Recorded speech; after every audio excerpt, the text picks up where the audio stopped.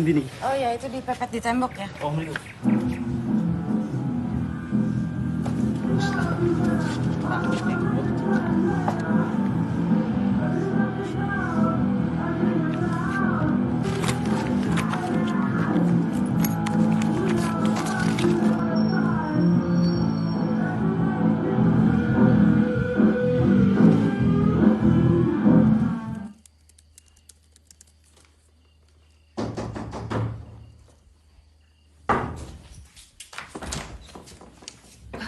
Ibu, nyun sewu Mbak. Mas Harun mengundang Mbak Tiana besok pagi untuk sarapan bersama. Sakit toh Mbak? Kersa toh? Ya. Terima kasih. Matur nuwun nyun pamit Mbak. Terima kasih. Sampun.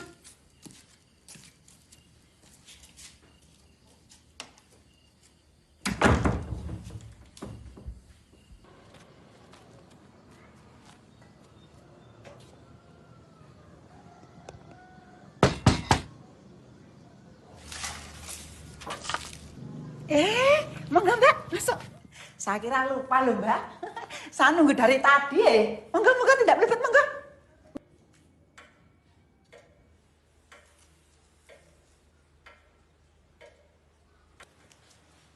Sini, nggak usah pekewo. Saya bisa sendiri. Oh, inji. Monggo lho Mbak, disekecake lenggahe. Terima kasih. Mas, dicawis kesak niki nggih. Ya. Sekecake nggih, Mbak.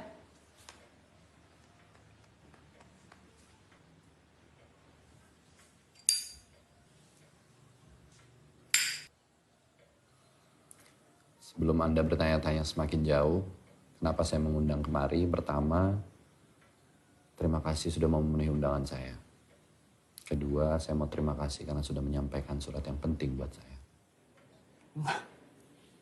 Biasa aja. Biasa aja.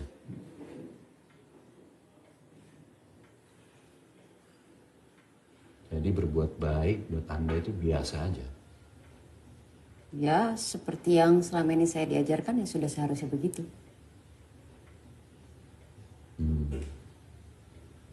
Kalau biasa aja, pantas nggak diundang makan seperti ini. Ya, kalau sekedar sarapan seperti sekarang ya kita anggap biasa aja lah. Kalau candlelight dinner mungkin baru itu aneh.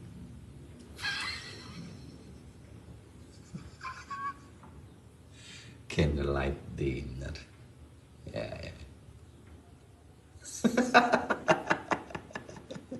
Mateng. Wis siap. Nih, pagi-pagi sarapan anget kemepian, Mbak. Enggak sedap deh. Ambil yang lainnya. Sudah sepatutnya saya bersikap seperti itu. Saya diajarinya harusnya begitu.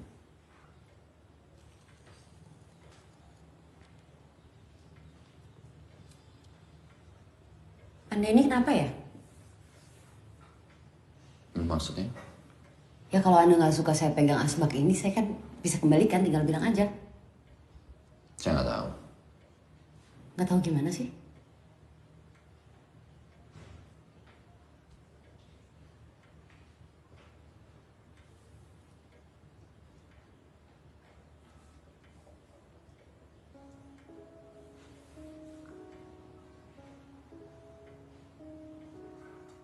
Kurang jelas. Agintas, lengentas. Enggak ini beras Jawa, Mbak, ngelemet. Sarang. Mas, kalau ada kekurangan nanti panggil si Mbak ya, Mas ya. Makasih, Mbak. Iya, sama-sama. Monggo. Dar.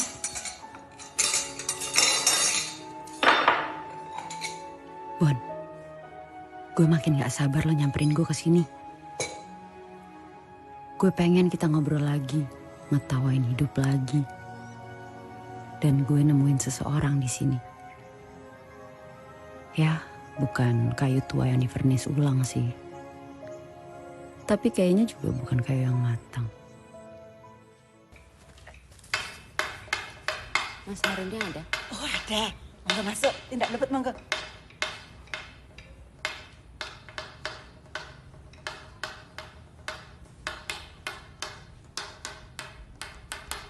Mas, ada Mbak Tiana. Ya. Ada Mbak Tiana. Oh. Nah.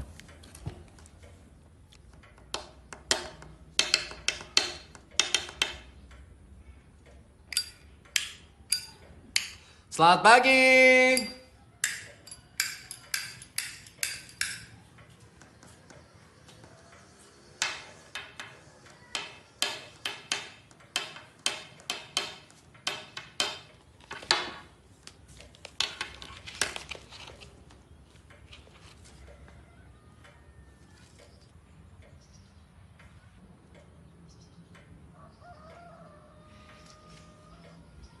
Kamu suka sama saya ya?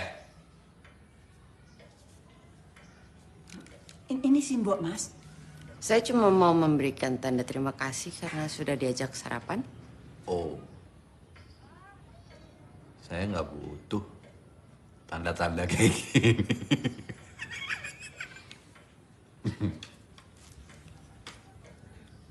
Sebenarnya Mas Harun ini kalau mau jadi ramah, baik gitu bisa ya Bu ya? Walah nggih, Mbak. Aslinya juga ramah, baik, ganteng.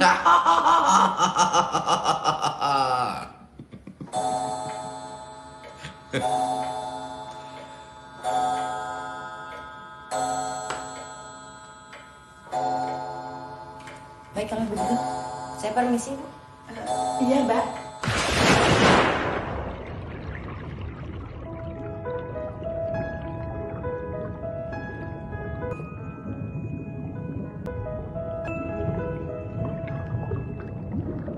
Gue dosa ya. Kenapa? Gue gak nanya lo. Bawa pasti manggil kamu. Harun. Bawa pasti manggil kamu sih. Saya nggak butuh kamu bercampur. Ibu tenang dulu ya Bu. Saya nggak mau kamu bercampur. Harun. Terus bercampur.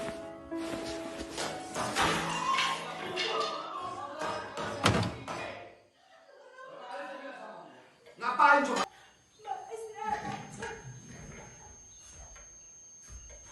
Saya nggak butuh.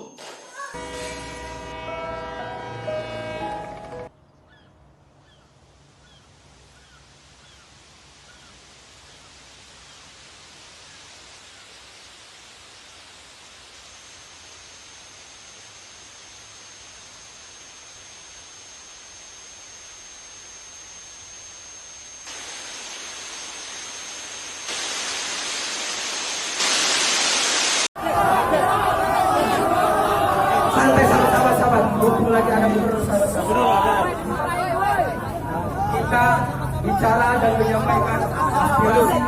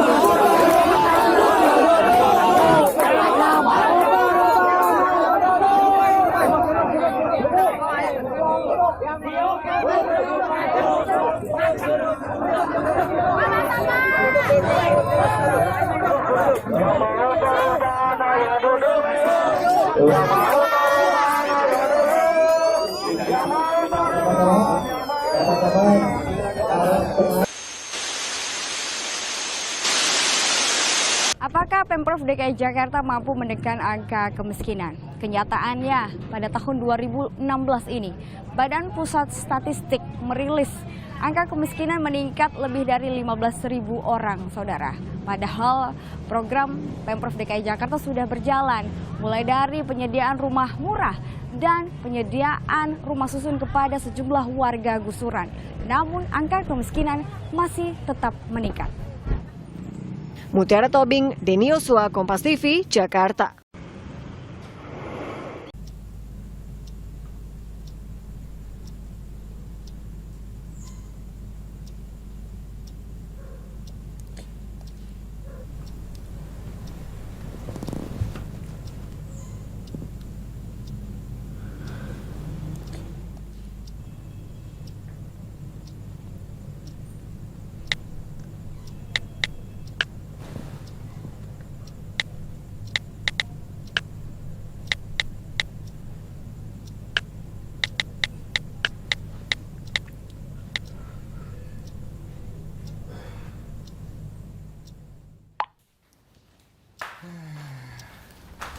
Gede. Mbak Andin mana ya, Dek? Masih di atas, Bu, kayak? Mbak Andin!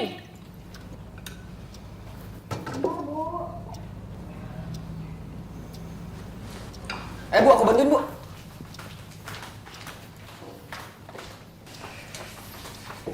Mbak Andin ngapain sih di atas? Biasa langsung turun bantuin Ibu. Mungkin lagi ngerjain tugas, Bu. Nanggung. Oh, gitu. Biasa. Namanya juga mahasiswa baru.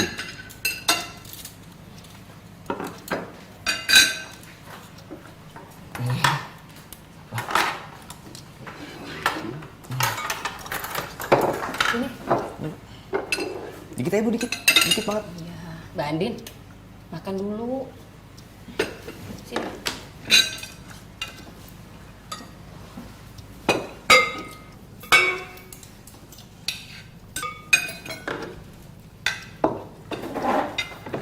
Udah lah.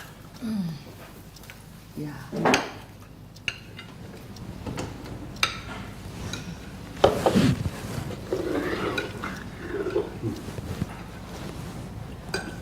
Bu, tadi Bapak baca berita. Jadi ada mahasiswa mereka tuh ngumpul-ngumpul. Gak taunya mereka pesta narkoba. Dan ketangkaplah mereka semua itu. Duh, ngeri Bu Pak dengar begituan. Ya, begitulah. Kadang memang awalnya itu pengaruh dari teman, Bu. Makanya Mbak sama Adek, kalau milih teman tuh hati-hati ya.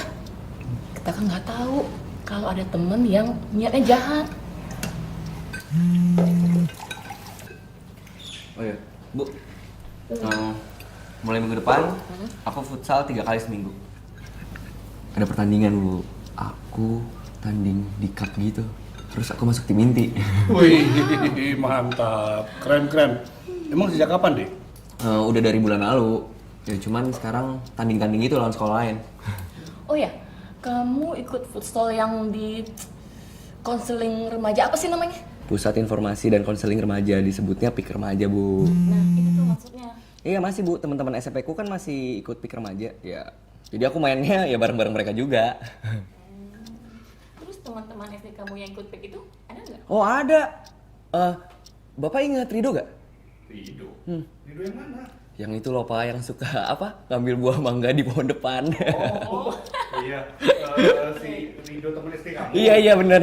Dulu mamanya suka ngobrol sama ibu kan, Pak? Iya. Oh iya. Kenapa sih Rido, deh? Nah, dia itu bareng sama aku di PIK Remaja. Jadi ntar lawan tanding aku juga ada dia. Terus ngomong-ngomong, kamu UTS-nya kapan? 2 minggu lagi. 2 minggu? 2 minggu lagi? Berarti bareng sama tanding futsal kamu dong? Minggunya sih bareng, Pak. Cuman nanti aku ujiannya itu minggu-minggu terakhir pas UTS gitu. Loh, emangnya kamu tuh nggak capek apa? Terus kapan belajarnya?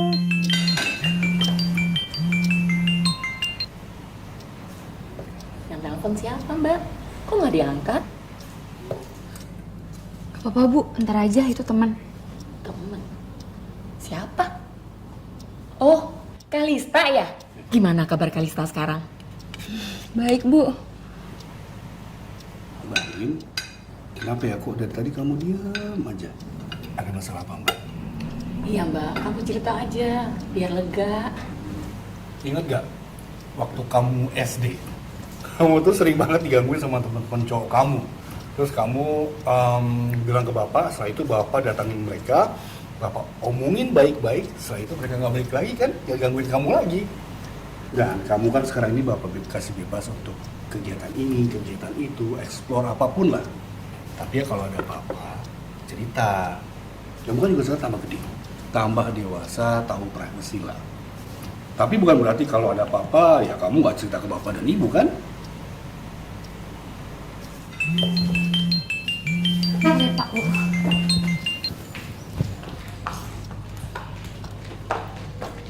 Halo? Din, udah jam berapa nih? Kok lo gak ngabarin gue? Terus gimana? Iya, sorry. Tapi kayaknya gue nggak bisa deh. Din, duh kenapa sih? Gak boleh sama bonyok. Ini kita bakal angkat seangkatan loh. Terus gue juga kemarin dikabarin kalau ntar bakal ada minum-minum gitu gratis. Ayo lah Din, lo jangan kayak yang lain cuma gara-gara gak dibolehin jadi gak ikut. Kan lo bisa bohong aja. Kal, makasih banget ya saran lo. Tapi kayaknya gue nggak mungkin deh bohongin orang tua gue. Lo aja deh yang pada ikut. Have fun ya. Din, gak bisa gitu.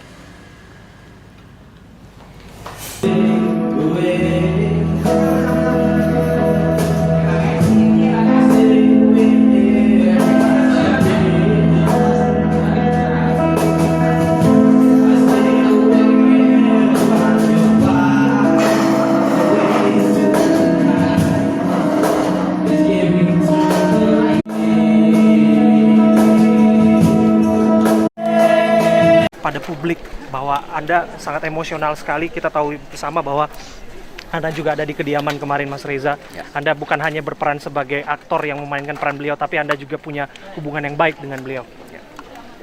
Ya, saya tentunya sudah bertemu dengan beliau sebelum beliau wafat, kira-kira bulan Juli. Lalu kami sempat video call, waktu itu beliau sedang dirawat, hanya memastikan bagaimana kondisinya.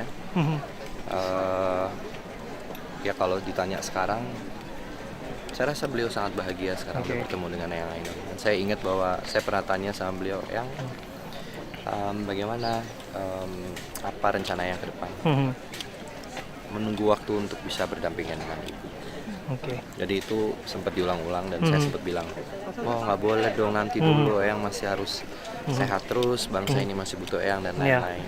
Ya tapi Eyang sudah siapkan semuanya gitu. Jadi betul-betul ternyata permintaan Eyang juga adalah betul-betul nanti saat dikubur harus di Taman Makam Pahlawan dan dengan syarat berdampingan dengan ibu. Kalau nggak berdampingan dengan ibu, ya Eyang pernah bilang sebaiknya tidak usah dikuburkan, dimakamkan di sini misalnya. Jadi pokoknya intinya harus selalu berdampingan. Ya, dan saya mungkin salah satu hal yang saya rasa cukup mendalam kenangannya adalah ketika Eyang sempat menyampaikan juga, Reza, suatu saat mungkin Eyang akan nggak ada. Jadi tolong nanti kalau ada kemudian hari kenangan tentang Eyang, ingat bahwa ketika Eyang nggak ada, orang juga akan mengenang Eyang lewat karya-karya film tentang Eyang yang ditonton oleh banyak generasi berikutnya. Jadi kalau nanti Reza punya kesempatan bermain, jangan nggak diambil gitu. Maksudnya ya diambil aja gitu ininya pekerjaannya. Saya bilang ya tapi kan kita nggak pernah tahu yang nantilah kita bicara itu. Karena saya nggak mau membicarakan tentang itu pada yang ya mungkin itu. Kapan komunikasi terakhir dan apa yang Anda sampaikan justru sebaliknya kepada almarhum Pak Habibie? Menyampaikan pokoknya yang sehat terus, dikurangin dong tidur malam, karena saya kalau terima WhatsApp dari Eyang tuh bisa jam 12:30. Secara personal masih komunikasi? Secara personal masih komunikasi. Ya Reza sedang apa lu? WhatsApp jam segini, so saya biasanya saya teks balik gitu atau saya langsung telepon. Eyang kok belum tidur? Iya ya masih baca-baca. Ayo udah matiin dulu laptopnya atau komputernya, istirahat dulu sekarang gitu.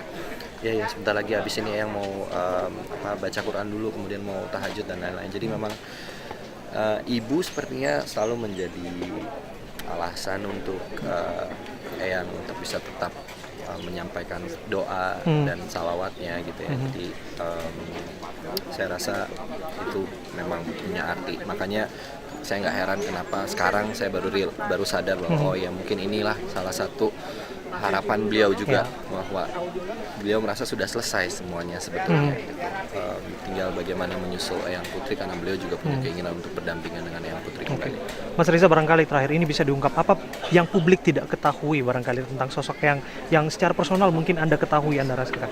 Nah, saya rasa ini yang membedakan ya. Eyang selalu tampil menjadi dirinya sendiri dimanapun. Jadi ketika saya percaya bahwa ketika yang berbicara dengan Anda itu sebenarnya yang saya rasakan juga. Jadi orangnya yang ceplos-ceplos apa adanya. Be himself. Be himself. Dia nggak pernah memasang satu image tertentu untuk dilihat oleh publik gitu, sehingga mungkin kalau publik melihatnya seperti ini kemudian di internalnya akan seperti ini. Enggak, ya udah sama aja begitu ketika di interview atau misalnya mau bercanda pun ya begitu aja. Itu sangat mengalir. Oke, thank you. Sebagai perwakilan generasi muda, ada nggak sih pesan-pesan khusus gitu dari Eyang Habibie? Ada. Concernnya terhadap perkembangan generasi muda, baik itu teknologi. Saya sempat dapat pesan yang menurut saya sangat berharga, yaitu Reza, Eyang tahu profesi Reza sebagai seorang pemain, sebagai seorang aktor. Tapi itu semua tidak ada apa-apanya kalau Reza tidak punya cinta terhadap profesi.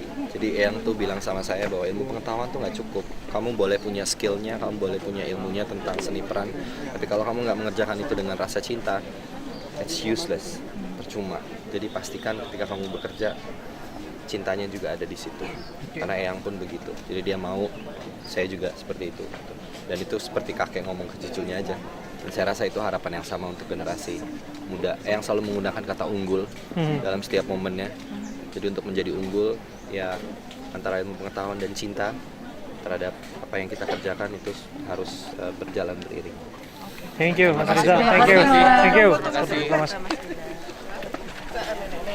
Itu dia Reza Rahadian yang sempat berbincang kepada kita dan menyampaikan seperti apa ekspresi duka, ekspresi kehilangan beliau terhadap beperginya, berpulangnya Eyang Habibie.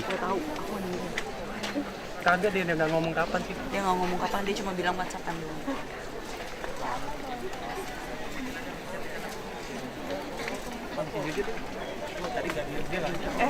Matinya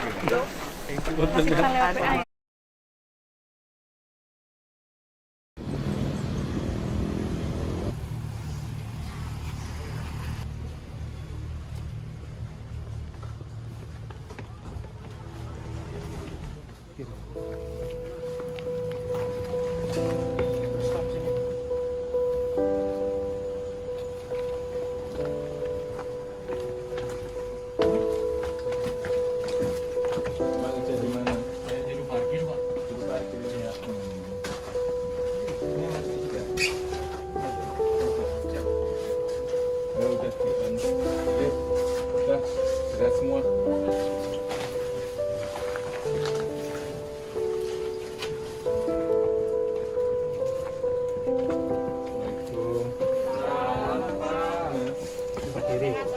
Oh, keluar rumah aja? Iya. Ya Pak, saya buat HP-nya tuh. Kenapa? Aku di mana? Masih. Iya. Dapat mana? 2 saya. Oh, pulang teman. Tapi tadi kerja? Kenapa? Tiba. Kalau ada corona ya, Pak. Jadi saya ngeliat di TV aja, Pak. Saya ngeliat, Pak. Assalamualaikum.